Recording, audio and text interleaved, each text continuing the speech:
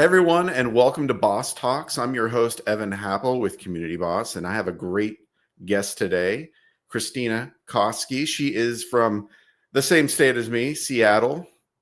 In fact, it is, baseball season just started this last weekend. I wore our Team Boss shirt in honor of the Mariners. And I'm not actually that big of a fan of baseball, but I like my shirt, so I wore it in honor of her. But I'm really excited to have her. I've gotten to know her a little bit over the last few months. We both joined the board of WMFA, or the Washington Multifamily Housing Association, this year. So we're new in 2025, and it's been fun to be a part of that and get to know some of the people on the board and serve our industry locally. So super excited to have Christina. She is actually with Security Properties. She's the regional associate director here I think she covers areas of Washington, Oregon, Idaho, and Alaska. Northwest. I know it's the Northwest. So whatever states fall into that bucket, she's over that area.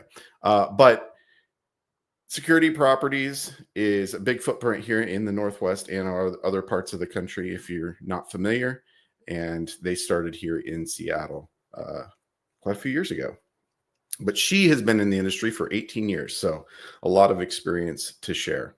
So we'll get to her shortly. But before I do, again, I'm Evan Happel with Community Boss. We have a great solution for you when it comes to parking and managing those spaces, those physical spaces, both also your amenities. So if you have a need to make your space used better for your residents, reach out to me and we can talk about how to make that a better use of space for your people on site. But today it's about Christina, so let's get to it. Hey, Christina. Hey, Evan, how are you? Good. Thanks for being here with me. Yeah, happy to. So it was fun to spend some time at retreat. We didn't get a lot of time talking at retreat, but we got to talk a little bit more at EdCon just a month ago, I guess, which was great for WMFA and had a really great showing for the industry here locally. A lot of people showed up and a lot of great speakers showed up. And so it was just a good time. That was super fun. We took probably half your swag because you guys have the coolest, those gold boss necklaces. I can't even. And so I can't tell you how many people I drug over to your booth. They were like, where did you get that? I know you've got yours right there. I've got mine. I've got stickers everywhere because you guys had those cute stickers.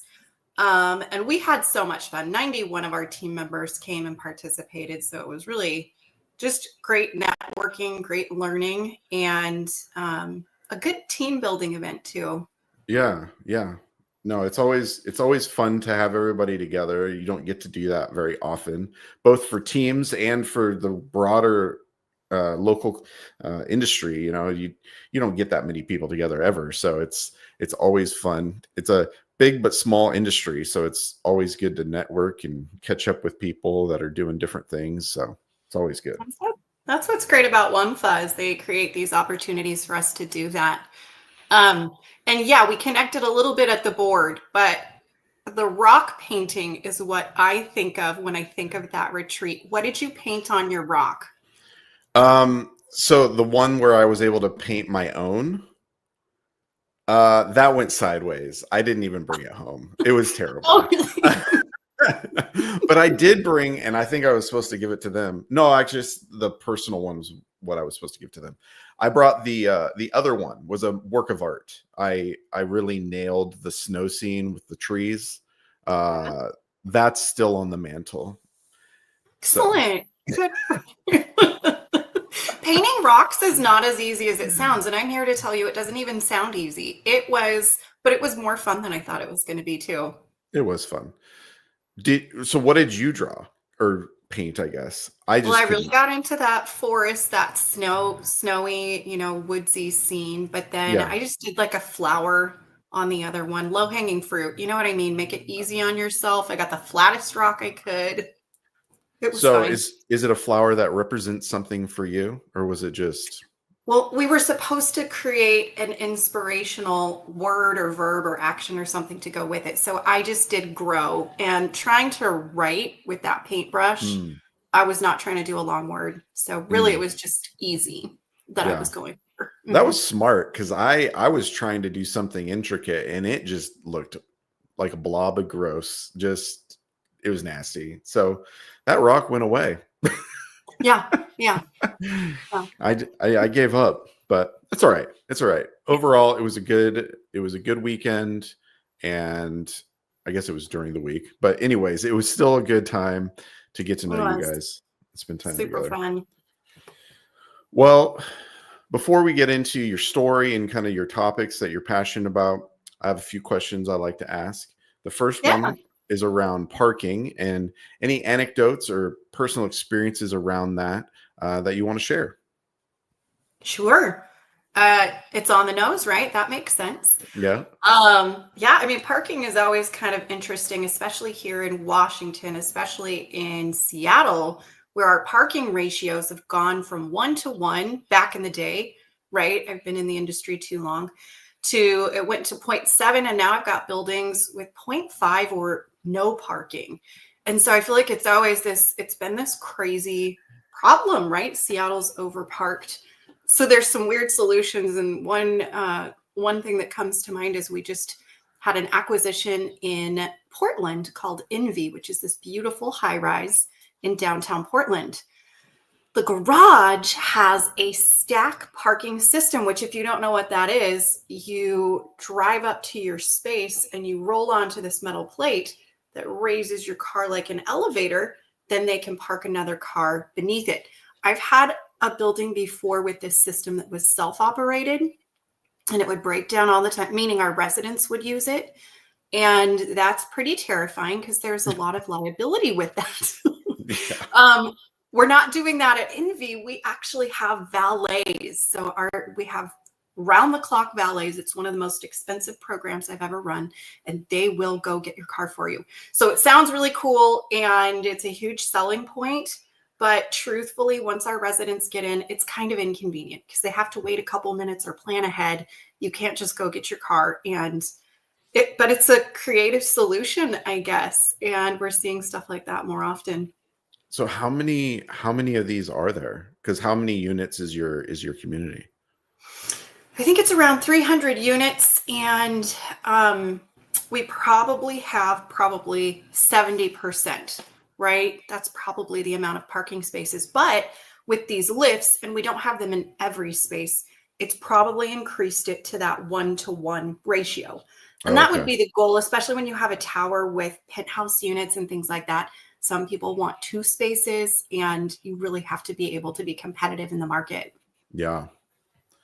Yeah, it's interesting. I mean, I look at my cars. I could probably live with one car. The other car, especially because I work from home, it just kind of sits there. Um, and I've thought a lot about like, do I just get rid of it? But then I'm like, I have kids. Great car, just give it to them once they're of age. But yeah, I think if you're working from home or close to your home, one car is becoming almost doable, even for a family. I mean, unless you're having to commute really far, right? So, Right. Yeah. yeah.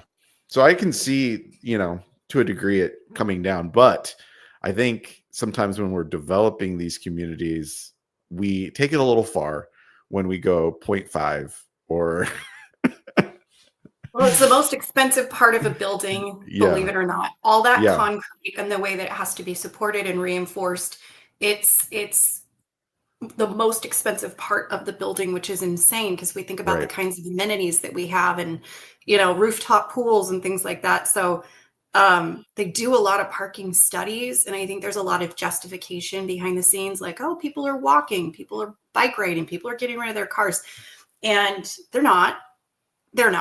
People have cars still, right? Yeah.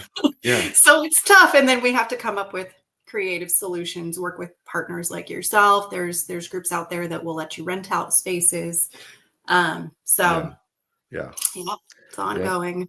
Oh, it sure is. Well, thanks for sharing that.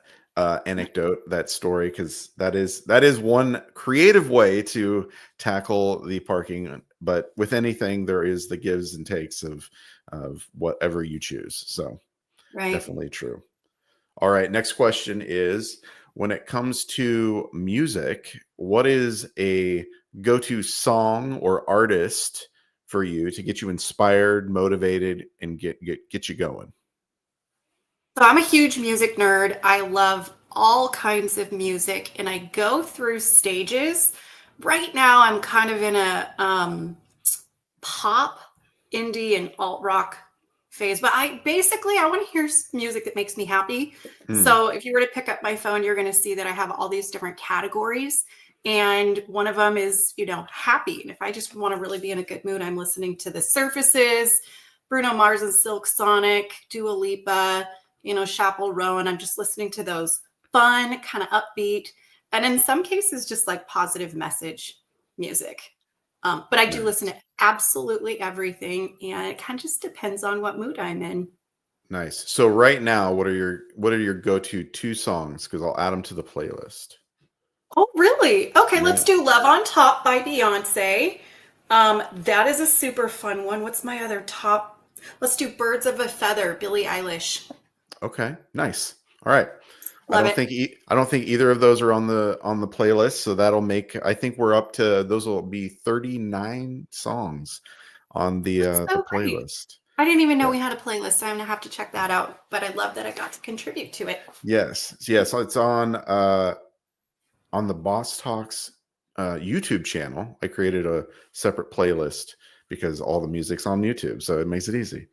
You guys are such hustlers. I totally respect it. I'm like, I guess I'm gonna follow you on YouTube now. That's right. Yes, you That's will. right. Go Because sing me you're on there songs. now. That's right. All right. And then final question, when it comes to your caffeinated beverage of choice, what Mhm. is what is your go-to beverage? So it kind of depends on where I'm going. If I go to Starbucks, I'm getting a chocolate foam cold brew, mostly because I don't like their coffee. I really don't. I don't think they do it right. I used to be a barista, so I like all the little small, hand pulled shots and things like that. Anywhere else, and I'm probably going to get a triple or quad caramel latte. Um, and depending on the time of day, it's either going to be full caffeine or half calf. So So she's you're kind of talking 3 or 4 shots. Yeah. triple shots? Yes. Yeah. Triple Wow. shot, tall caramel Okay. And latte. then a Mine- tall. yeah. We're I don't want a talking, lot of milk in there. I want espresso, you know? yeah. That sounds like it's doing the job. Yeah, I mean it's the step right before intravenous use of caffeine, right? Yeah. That's the Yeah. last stop. Straight to the artery. Straight into the artery. Man, that's a lot in a small space. Three shots in a tall with a little milk, a little bit of caramel. Yeah. Yeah, it's I don't perfect, Evan. It gets the job done quickly. I'm sure it does. I'm sure it does. Yeah. I have to, so I'm with you. When it comes to Starbucks, I definitely rock the cold brew. The cold foam is good. Mhm. It's pretty tasty, I will say. But I like the cold brew. I'm a cold brew guy. So, all right. Well, thanks for sharing those. And Yeah, then, so let's just get right into it. What shall we? yeah. You've been in the industry 18 years, but obviously you I have a know. story that precedes that. And I'd just love to get to know you more and share with others kind of your story when it comes to how you got into this industry of multifamily. I was wondering if you would ask that, and I was thinking about it. So yeah, I how I got into the industry was kind of unique. I was in my early 20s, when you're just doing any job that comes along that sounds fun. One day you work at a restaurant and then you work at a department store and you're just kind of having fun and like existing. And my roommate and I at the time, she had seen, oh my God, this is how old I am. I think it was in a newspaper. I think it was. I think it was. And she saw that there was this security company that was hiring and you could do as much overtime as you wanted and pick your own hours. And for some reason that sounded really good to the two of us. And I'm here to tell you that we are the last two people that should have ever been security guards, but we did it. We got our overtime. That's how we were going to get rich.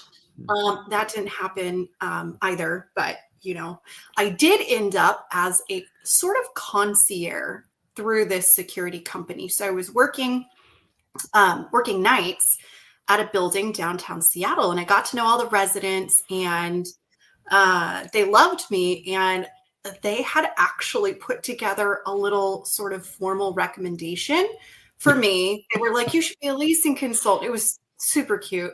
Somehow this got to the management company, and somehow within that management company, they were like, well, we need a leasing consultant here on Mercer Island. So I got a job, and quickly realized it was in sales. And I was like, let me work my way out of the sales aspect. So I did end up at lease ups though.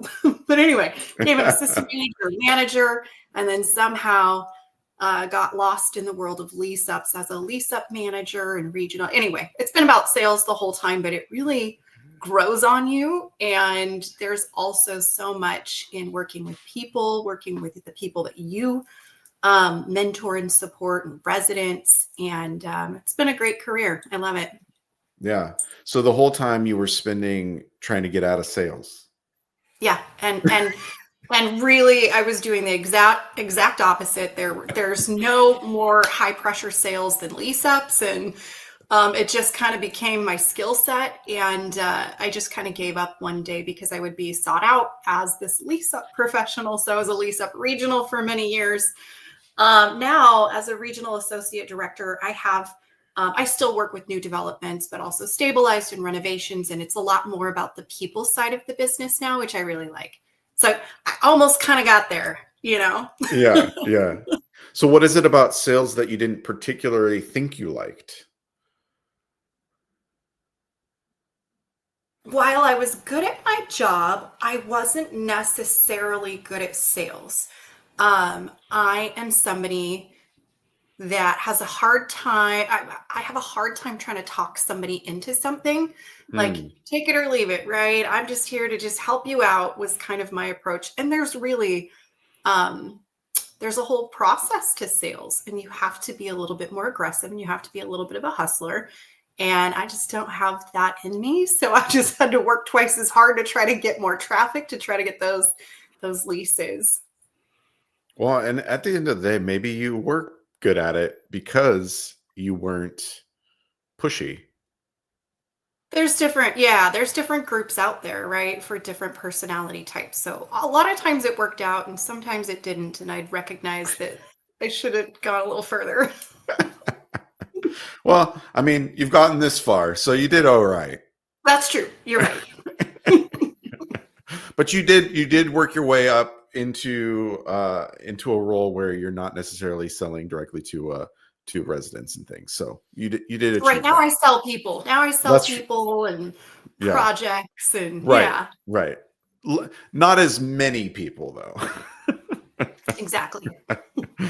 You've reduced the number of sales you have to make, so that's good. True. Yeah. Well, when it comes to the different jobs, what are some things that you really enjoyed? Like, you liked interacting with people. What is it about? How did you make it through that time of? You kind of shared also about like community and things like that, but what were kind of your fondest memories of that aspect of your job? I think that I think I had the most fun because I've worn a lot of different hats and filled quite a few different roles.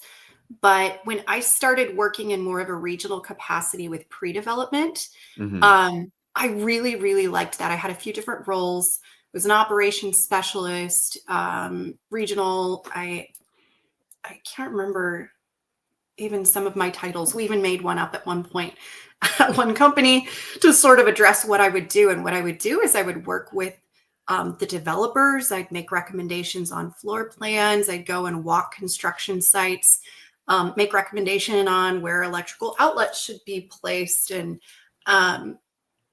evaluate underwriting budgets and things like that.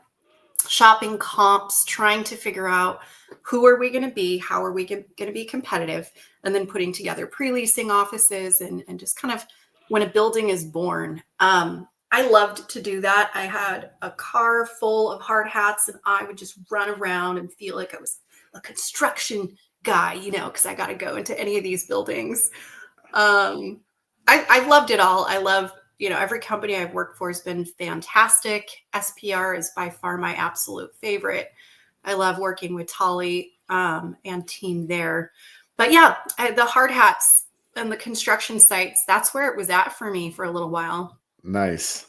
Oh, that's fun. So you were able to get into more like the pre-development or during the development process and see how everything came together. Mm-hmm.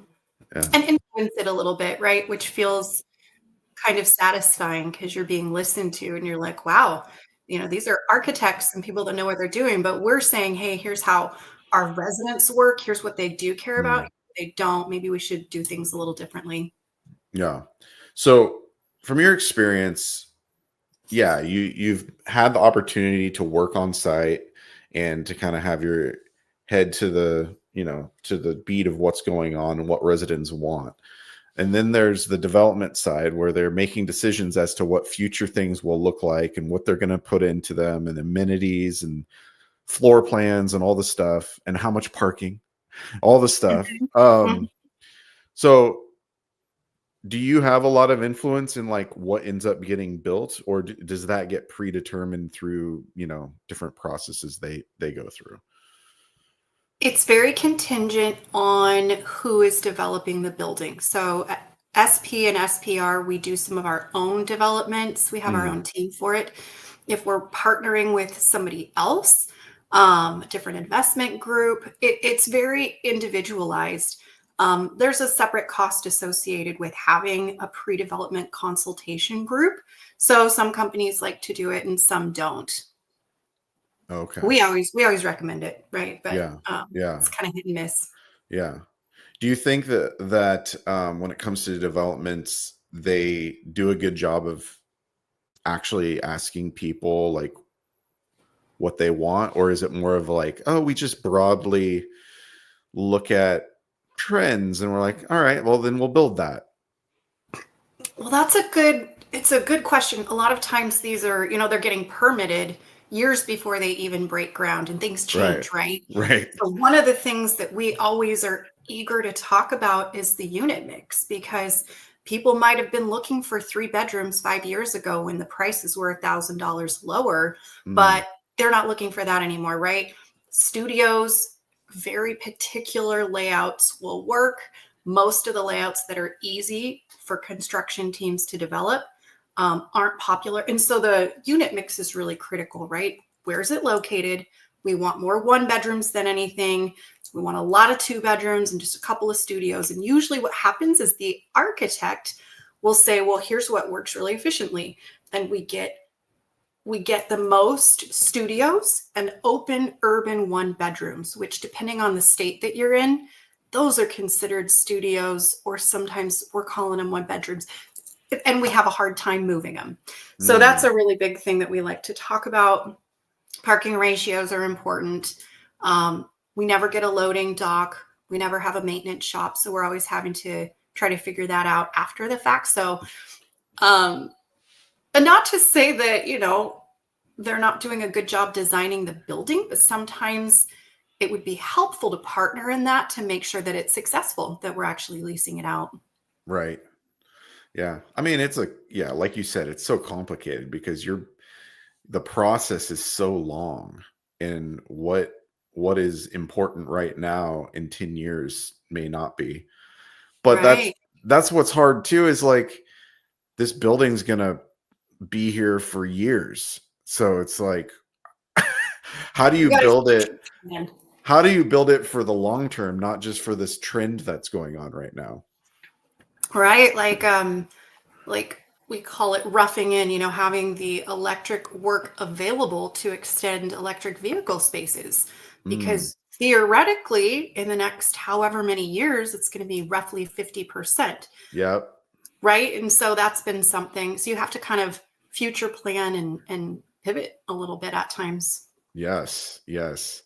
Yeah, that's wild, especially for a parking garage. If you don't have power everywhere, you're gonna And have to you're going to have, run that. and it's super expensive after the fact. So it's like, well, spend a little bit now and it'll be easier 10, 15 years from now, or don't if you want it to be somebody else's problem and you're just going to sell the building, then you're probably not going to, right? Yeah. Yeah, I could see you almost need an outlet every stall or some kind, not even an outlet, maybe just the power existing there to be able to add it later. Yeah, used to just be 5 or 10 spaces. Now it's, I think we try to do 20%, just having the electric available to pull. Wow. So, yeah. Yeah, these are new problems and yeah, 50%. Yeah. I think I read it was like by 20, what was it? 2030? I That think seems too so too. Yeah. that seems way too soon, but It does seem a little too soon, and with the different things impact it too, right? Like yeah. Tesla sales are kind of up in the air right now. Like that's who knows, but Yeah.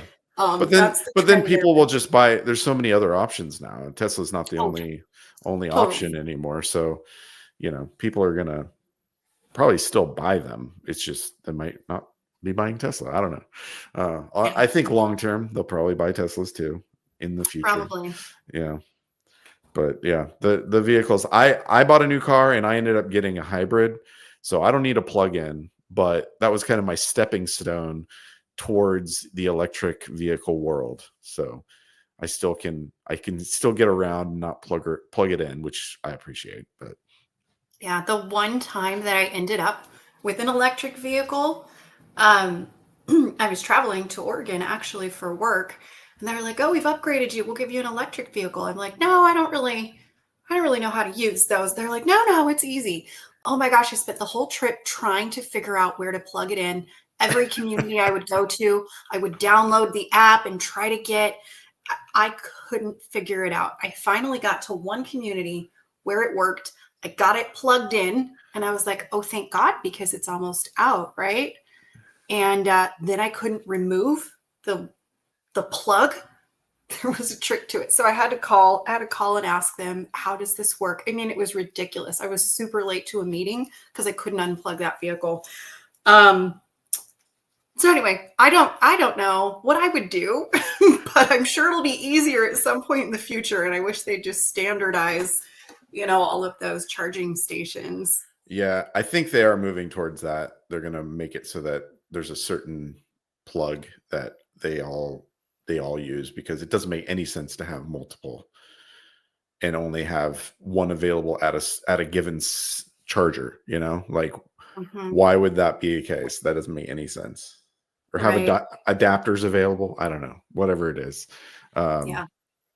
it's definitely going to be something they got to keep working out because it's only going to grow.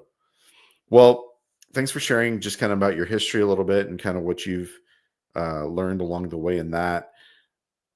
One of the things you brought up was the importance of investing in your personal growth, and obviously you've been in the industry a while, you've taken on different roles, and you've had to grow personally.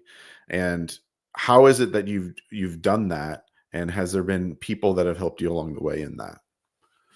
Yeah. There, I think it's kind of two parts. Yes, there have definitely been people that have helped me along the way. Um, and I call them champions. And the reason for that is, a mentor is somebody that fosters and nurtures and supports and guides and kind of invests in you. But a champion takes it a step further and they take a hands-on interest in your success and advancement and they become that advocate for you bringing you to a different level, right? An audience that wouldn't otherwise be exposed to your accomplishments. So when I think of champions, I think of three people. Donna Roberts, who's the VP at Indigo Real Estate. I worked with her for many, many years when I was a lease-up manager, and she was my regional. And Donna was just the consummate professional, just polished, poised, professional, articulate. And I really just sort of modeled myself after her. And I would ask for advancement. I wanted to grow. I wanted a bigger building. I wanted to go from conventional to lease up because I knew that it was just higher profile. And I've always been driven to grow. And Donna really provided me with those opportunities. And she really advocated for me with the rest of the partners and folks at Indigo Real Estate. And so I benefited. I kind of learned how to be poised and polished like Donna Roberts. And then actually, Tolly Reiner. It's funny because I work for Tolly now at SPR. Absolutely love Tolly, but I worked with her previously as well. And that was when I was in that operations role. I got to work really closely with Tolly. And Tolly is incredible. Obviously, she was just the president of the board of directors. She is the president of SPR. She's an incredible person. Really well-rounded. But one of the things that I love about Tolly is that she does not allow emotion to dictate decisions, moments, conversations. She's very cool, calm, collected, and unshakable. And so that's what that's where I tried to model myself after Tolly there too, is saying, okay, this is business. We don't need to get excited. We don't need to get angry. We need to get to a solution. And so I've had the benefit of working with her previously and having her be that champion for me, who she really was with our clients that we worked with. And I'm working with her again. So it's amazing. And then did that come naturally to you, or has it been good to have it modeled for you and you strive for that? Really for me, I think it's very hard for anyone in any role to separate themselves, to sever yourself from your emotions is hard because we are empathic, compassionate, vulnerable people, who all have, none of us are perfect. And so I think that it's a skill set, and it's something that personally I have to work towards. I have to really work to separate myself, because you get invested, right? And you jump to conclusions, and you can't do things like that. You have to be able to just take a very neutral approach. And that's the most, it's the way to be fair. And I think I do a decent job, but I could do better. And so I love having someone model that for me that I can kind of practice. Yeah. So for Tolly, do you think that's just her nature?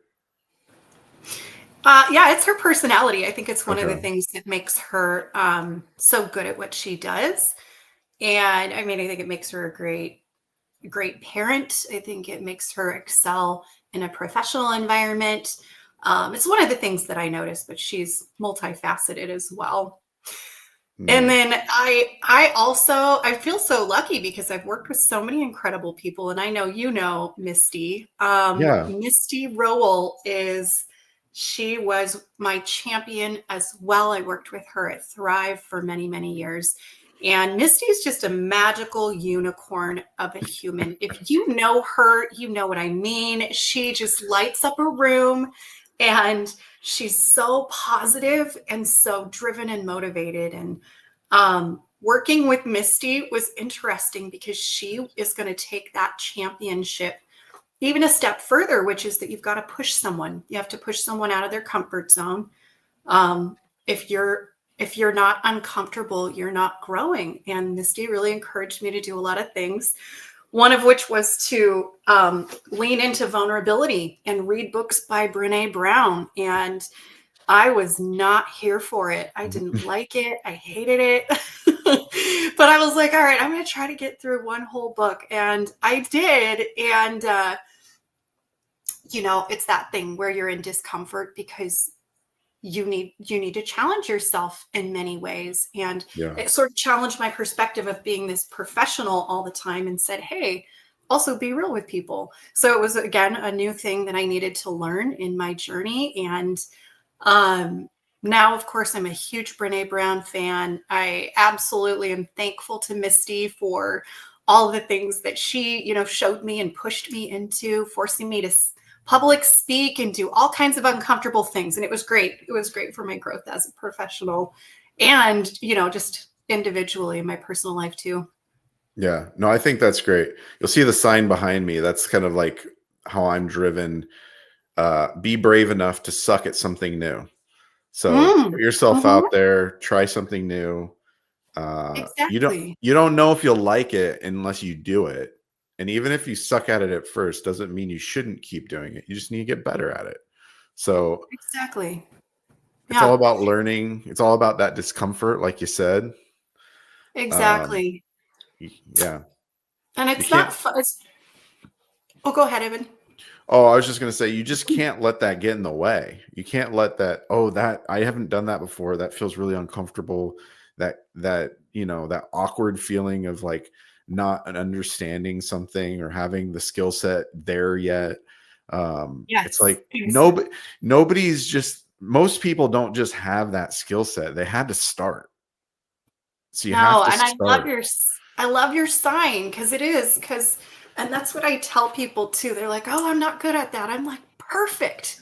So let's get you better at it, right?" Obviously, that's what we need to work on. Or, "Oh, I really don't like to do that." I'm like, "We're doing it. We are going to do it and we're going to try it and see." A lot of times it is public speaking, right? So I'm carrying the torch and I'm doing the same thing, like lean into whatever is making you uncomfortable because if you're comfortable, you're already good at it. Like, let's get you good at something else. Yeah. Well, And because that, you're about to teach a class, right? yeah. So what is the class? When is it? Let's give a little plug. The class is, we've called it Financial Master Class. And by we, I mean Alyssa Kelly and myself. She is my counterpart at SPR, and it's on May 8th. I want to double check. And it's a At It's a Woomfa class. one-shot class. It's 3 hours of riveting, just Riveting. riveting content, Evan. Everyone is going to want to come to this class. We are going to talk about prelims. We're going to look at accruals and reclasses. We've got some Woo. little activities, some videos, and then we're really going to jump into variance reports and how to make the right comments, how to do some formulas in the revenue section to get to your occupancy and vacancy. And I mean, I'm telling you, if you're not here for financials, we don't understand. So we're going to make it as fun as we possibly can. I think we're going to have some life-size candy bars for people that get questions right. But the audience really for that is probably an assistant manager looking to grow or a manager that's newer looking to sharpen that skill set. So we're really excited about it. Well, I think it's an important aspect of the job. I think the crazy thing about property management is it's a catch-all of skill set. You have to be good or at least okay at about everything. Yeah. You have to do marketing, you have to do financials, you have to do sales, you have to do I mean, there's so many parts of the equation that you have to like plug in and shift from one thing to the other. And financials is probably not everybody's, well, they aren't just wanting to spend all their time diving in and learning this stuff on their own. So it's really good that you guys are doing that. Well, I mean, we've been there, right? So I think one of the things that I noticed in my career was that there was a real gap in addressing um, the financial process. I Yeah. remember being a manager for years before I fully understood what an accrual was. And you're working with accountants, they know what they're doing. You're working with a regional who's overworked and, just doesn't necessarily understand what you don't know. So you just kind of go through the motions. And I remember it being really frustrating. And when the light bulb moment finally happened was when somebody took a step back and talked about the why and like, this is what it is. So That's what we want to do. We want to say, hey, here's what this really is. It's not as scary and intimidating as you think it is. Here's real high level, and here's how we can jump in and do it.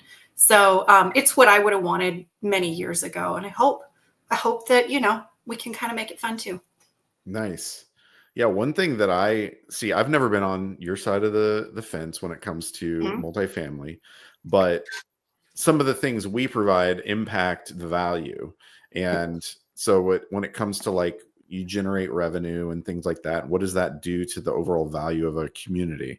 I didn't understand like how that really worked, that if you apply certain revenue to the cap rate and obviously eliminate the expense aspect first, but to see like what does that do for the theoretical value of the community when you go to sell it and things like that. Somebody explained it to me and I was like, oh my gosh. But it also goes to, I think there's a lot of people that don't understand that. Right. No, there are. And I feel like that's one of the most fun things. And I enjoy the math of real estate, probably because I've got my real estate degree, my caps. I've done a lot of work around this and had to work to get there. But once you have that light bulb moment, right? The cap rate. So if we were to increase parking by $100 per space per month, we've got 300 units. I mean, that's going to give you an annual increase of $360,000. But what it does to the value of your building is if it were to go up for sale, it would be worth an additional $9 million. So even if you only increase parking by $10, we're looking at the cap rate because in real estate, it's all about buying and selling a lot of times. And so those value adds are very significant. Right. Yeah, that's wild. That's Isn't that crazy? That's a big number. And yeah, you're right. It doesn't have to be even $100. I mean, you might get that in like an urban area. Like, what are you guys? I'm assuming you're charging for the parking in Portland with the stacking and the valet and all that. What do you guys charge in that instance? I want to say it's probably I don't know what we're charging. It's a good question. Probably somewhere between 150 and 250. A lot of times, with a full-time valet service, I think you're looking at closer to 250 because we've got to be able to cover some of those costs. Yeah. And it's different in different areas, but downtown Seattle, downtown Portland, I think your going rate really is kind of between $200 and $300 a lot of times. But this is probably a pretty high-end community. This is a super high-end community. Yeah, if you're looking at a lower end or just sort of standard, you're probably still paying $150, really? Maybe 200. Mm-hmm. Yeah. No, I can see that. And like you said, it's an immediate cost you have to figure out how to cover when you build this community that has all this concrete. Like you said, it's super expensive to build it. So there has to be a way to recoup your cost. Yeah, exactly. Yeah. So no, that makes a lot of sense. Well, thanks for sharing about that. And if you are interested in doing the class, make sure you go to the WMFA website and register here locally as a member of WMFA. So how many people can be in it? How many people? I want to say we can get about 40 people in a class. Okay. It's going to be at the WMFA office. Going to be at WMFA, and obviously we expect this to fill up immediately. Right? So get it while you can. Yeah, that's right. And if you don't think that you should be there, it probably means you should be, because it's making you feel uncomfortable. So let's get into that class. Well, and also, how much better to go to a stranger, right? And say, hey, I really don't fully understand this, where it's sometimes hard to go to your direct supervisor and be like, I don't get it, right? Right. So yeah, I think it'll be a good class, and we'll make things a little easier, a little more approachable. Yeah. No, I think that'll be good. And hopefully it will fill up, and then you guys will do it again. Mm-hmm. Yeah. Yeah. Hopefully we'll just be offering this financials class all the time, Evan. I mean. All right. And is this your first time teaching a class, or have you done this in the past? My first time at WMFA. Yeah. Oh, okay. So you've done it within your organizations. Yeah. Okay. Well, cool. You're offering it out to the broader public, so it'll be good. Yes. All And right. I'm also, and one of the reasons why I wonder if she would kill me. My partner that I work with, Alyssa, one of her goals is to push herself to do more activities, get out there, speak in public. And I'm like, great. And so I'm partnering with her and I'm like, I'm going to set us up with some stuff. Like, we're going to do it. We're going to get your goals done. And Nice. it's kind of like, I think that because of the influences that I've had and the three ladies I was talking about, investing in me and my growth and being my champion, I really look for opportunities to do that for other people too, right? And it's not just limited to your direct reports. It can be your peer. It can even be it could be your boss. I think that lifting people up and finding opportunities to recognize, and elevate that person, it's important. People did it for me, and I do it for anyone that'll listen to me, right? I'm like, that makes you uncomfortable. Let's do it. I'll go with you. Nice. And the class has been shared. There is the spot on the website. So, Melinda, thanks for sharing. Make sure you go Amazing. there Amazing. and register. Awesome. Well, great. Yeah. And yeah, it is uncomfortable to put yourself out there. So that kudos to her to do that. First time I ever did a class was here at EdCon a month ago. So that was my my first jump into doing a presentation in front of people and in And that way. that's a big one because there's a big audience there. Yeah, yeah, it was.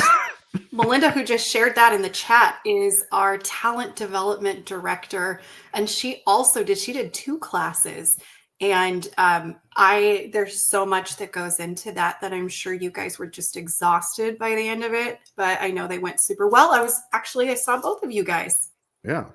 Thanks for joining us. I was with Misty, who's like your bestie. So Okay. I probably also came to see you. Sure. Yeah, It's all good. It's all good. You guys were a great cheerleading section. I appreciated it. It got us going in the beginning. So it was really nice. Absolutely.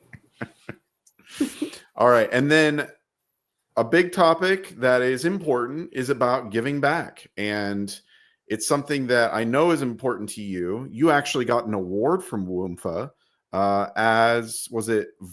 I'm not sure was it volunteer of the year, something in that realm? It's community service Okay.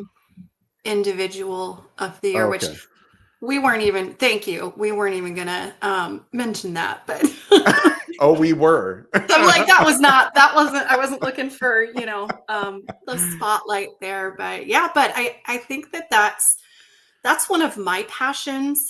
Being in housing, I recognize being in housing and also being in Seattle, I recognize that we are in an area where we have been in crisis. The homelessness is a crisis. It has been since 2008. And if we just look at the last year, it's increased. Right now we have 16,000 unhoused people in King County. And most of those are unsheltered as well. So you're talking about people that are just in tents, people that are on the streets. It's increased 23% just in the last year. Yeah. And it's closer to 60,000 people in the state of Washington. And, being in housing, it's one of the factors, right? There's a lot of different factors. There's the high cost of living here, which is driven by tech booms, bringing in, those folks, and economic factors, but also just limited affordable housing. Yeah. So over the years, I love to find partners to work with that find ways to give back, ways to sort of offset that footprint, shall we say. Mm-hmm. And so I love to talk about it. I love to participate in different volunteer groups. I've been lucky enough to have companies that have let me create them and run programs, and just work with local partners. And some of the cool groups that we work with are, the Low Income Housing Institute has Mm. tiny houses. Are you Hmm. familiar with that program at all? We actually work with them. Oh, you do? What do you do Yeah. with them? We have a few of their communities that use our Oh, platform. you work with Lehigh. Yeah. Yeah. Hmm. So yeah, they created this really cool program where they basically build, it kind of looks like a shed, and it's a small enough dwelling unit that it does not have to be permitted. So you can create a village. And instead of people living in tents, they're living in a small locked house where you can fit a bed, you can fit personal belongings. They have resources, restrooms. They provide community services, so the folks will go around and clean up communities. So it's sort of the Mm. opposite of what you think of when you think of people that are unhoused. So and it's got like a 90% success in transitioning somebody from the streets, providing them Mm. tools into permanent housing. And so they will let you get a group and go volunteer. And, being in property management, we have skilled laborers. So SPR, we were able to do a volunteer group last year. We'll look to do it again this year. And there's so many great groups too that do things like shelter housing, like youth care, Mary's Place. Mm. Um, I, we're in housing. A lot of us are in housing, and it's a good way to give back in your local community. Yeah. One, I think it's good that being that we are in the industry of providing housing, it's good to let people know that yes, this is a business, but we care that people have housing. It's not like we want everybody. It doesn't help us to not have people in housing, right? Yeah, Because if they're not absolutely. in the housing, they're not paying rent and supporting this industry, right? So if Yeah. if more people are on the streets, that's not helping us. We don't want that.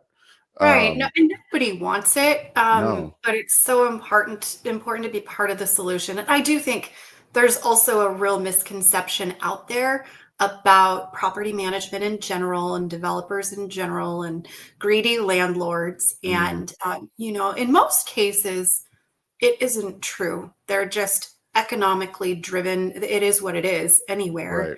right, right. Um, but yeah, I think it's really cool when we get folks like you and me and our organizations involved in giving back. And SPR is very good about that as well. Each month we'll contribute to a charity that's relevant to what's happening in the month. And it feels good to be part of an organization that does that. Yeah. Well, that's good. I'm glad you're able to do that, and it's okay that you got an award for that. It's not. It, Thanks, thanks, Evan. I mean, those types of things, they're great because you don't expect it to happen, right? Because you That's didn't true. you didn't do the good work you're doing to get an award. No, not at all. And actually, that year, Tolly was the one that had submitted my nomination. So that Okay, was, yep, that was pretty cool. It was a nice nice. surprise. Was that recent? Was that just a couple years ago? 2018. Oh, okay, nice. So, yes. Sort of, yeah. I No, know. Time keeps going by. I mean, it's just yeah, it's crazy. I know. It's crazy. That's actually 2018. So I actually got an award that year too. What'd you get? We got Industry Partner of the Year back when I was with Community Northwest. Nice. Yeah, Congrats on that. I love that. yeah, yeah. So that was my back when I was running a. I mean, it was a nonprofit, so we we improved over time and got recognized for it. So it was nice. That's cool. Yeah, Love that. yeah. Well, Christina, thank you so much for jumping on. And the only last thing that I would say is when it comes to like the WUMFA involvement, you're on the board new this year. Um, I guess why'd you jump in and decide, hey, I want to be on the board? Because I mean, I did it too. Well, it's a good question. And I think for me, I've noticed that there's a huge benefit to participating in WMFA. And Yeah. I've been participating in WMFA for a really long time. But part of career growth and ensuring that you're not stagnant is to Hmm. really drive yourself to do different things, right? Take the classes, get the credentials, do continuing education, do leadership classes. A lot of companies give education reimbursements. So this is something I'm always very mindful of doing. And so joining a committee at WMFA felt productive, like a good way to network, but also create those relationships and that support. So it's kind of hand in hand, right? As I'm growing in my career and as I'm taking more continuing education and trying to level up there, I'm also trying to kind of increase participation at WMFA. So being on here gives me an opportunity to get really good information, to participate in the success of our chapter, Hmm. and just to spend time with great folks like yourself and kind of make a difference. So it's actually been a goal of mine for a long time, and I'm really excited to be on it. I Yeah. think it's a 3-year commitment, right? Yeah. Yeah, I was thinking about that the other day. I'm like, ha, I did it. Okay, 3 years. All right. No, I would echo that. Like for a long time, I didn't even, it didn't even really cross my mind. I was like, oh, that'd be, I never really viewed myself as somebody that would like be on the board. Like, I don't know if I didn't see myself as qualifying, I guess. And I finally got to a point where I was like, I care a lot about what's going on with the organization. I am part of committees and things like that. And I want to see it succeed or continue to succeed. It's already successful. But so I just thought I think I'm finally at a point where I'm ready for that. So That's great. jumped in. We did. Yeah. Yes. I'm also And doing, good. oh, go ahead. I was going to say, I'm also doing the Carrie Anderson mentor mentee group. What is it? Which is actually cool. I'm really excited to be participating in that. We were Yeah. talking about the other day, we're in quite a few different things, and Yeah. wow. Emerging So, leadership is what it's called. yeah. So do you know who you're paired up with? Andy Rockstead, an amazing. He is sort of in a pseudo manager, regional manager role Okay. at Avenue 5, and I have the pleasure of we've gotten together, and I think we're going to get together again in May, hopefully before that. He's just fantastic. We've been able to spend a little bit of time getting to know each other, and I'm looking forward to pushing him outside of his comfort zone. Yeah. Um, as I have opportunities. Yeah. No, that's great. I think that's a great program. Got kicked off last year, gives an opportunity for people to learn from people that have been in the industry a while and Mhm. sharpen their skills and see, just like you've had people show you kind of a roadmap to success, so to speak. I mean, this is a very intentional way of doing that. So that's really cool that you're a part of that. Well, thanks. It's exciting. Yeah, for sure. Well, Christina, thank you so much for being on the show with me today and jumping in and saying yes to be on Boss Talks. And thank you to Misty for recommending Christina. I didn't really know you, and then she recommended you, and then I got on the board, and then we're on the board together. So now it's like, here we go. We're jumping in. Now we're going to be right on the board with each other for 3 years. So you can't get rid of me. Sorry. We're best friends. That's it. And in fact, we're such best friends that even though I have allergies and I've had one eye just crying without permission for a week, I said I'm not letting my BFF Evan down. I'm going to show up and I'm just going to dab my eye, and that's going to be what it is. I appreciate it. I appreciate it. Thank you. Oh, this has been great. Yeah. Well, so just like Christina jumped on and was a guest on Boss Talks, you also can be a guest. So if you are the boss of what you do, meaning you're kicking tail at it and you want to show other people why you're a boss and what makes you tick, and maybe tell the story as to how you got in the industry and what are your leadership motivations, I'd love to hear more about it. So come on, Boss Talks, and we'll make it happen. But it's been a great show today. Thank you again, Christina, and thanks for watching. Thanks, Evan.